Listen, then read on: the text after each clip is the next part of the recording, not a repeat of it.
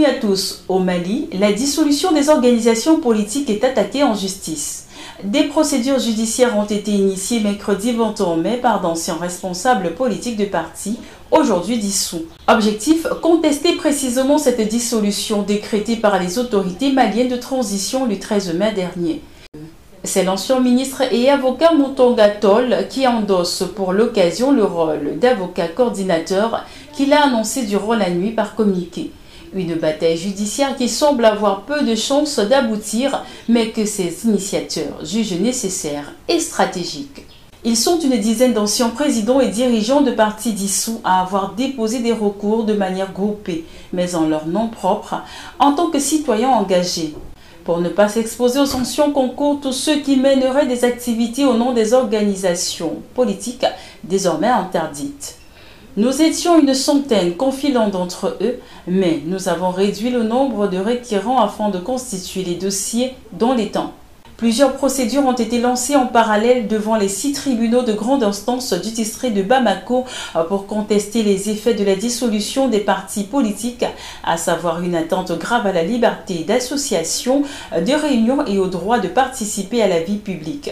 La section administrative de la Cour suprême a également été saisie, cette fois pour constater directement la légalité du décret présidentiel actant la dissolution des partis.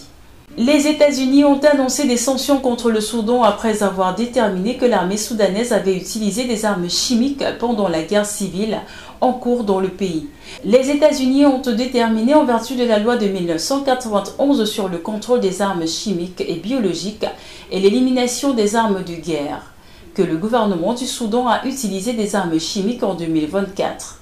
Après une période de notification de 15 jours au Congrès, les États-Unis imposeront des sanctions au Soudan, notamment des restrictions sur les exportations américaines vers le Soudan et sur l'accès aux lignes de crédit du gouvernement américain. Ces mesures devraient entrer en vigueur vers le 6 juin après notification publique.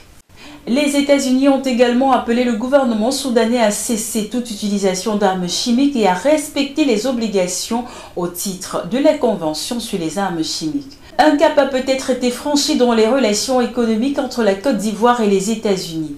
Le 14 mai, en marge du premier sommet des chambres de commerce américaines d'Afrique de l'Ouest et du Centre, Abidjan a signé plusieurs protocoles d'accord avec les entreprises américaines, essentiellement dans le secteur de l'énergie. Le montant des investissements pourrait atteindre près de 7 milliards de dollars, dont 550 millions sont déjà engagés, ce qui constitue le partenariat public-privé le plus ambitieux jamais conclu entre les deux pays. Ces accords témoignent de la position stratégique de la Côte d'Ivoire pour les entreprises américaines, se félicite Stéphane Inni, directeur exécutif de la Chambre de commerce des États-Unis en Côte d'Ivoire. Le cœur de ces investissements porte sur les infrastructures énergétiques avec un projet phare. La construction d'une seconde raffinerie de pétrole pour un montant pouvant atteindre 5,1 milliards de dollars. Cette future unité d'une capacité de 170 000 barils par jour viendra compléter celle d'Abidjan, opérationnelle depuis 1965. La première dame du Sénégal, Marie Koné Faye, sort pour encourager les femmes battantes.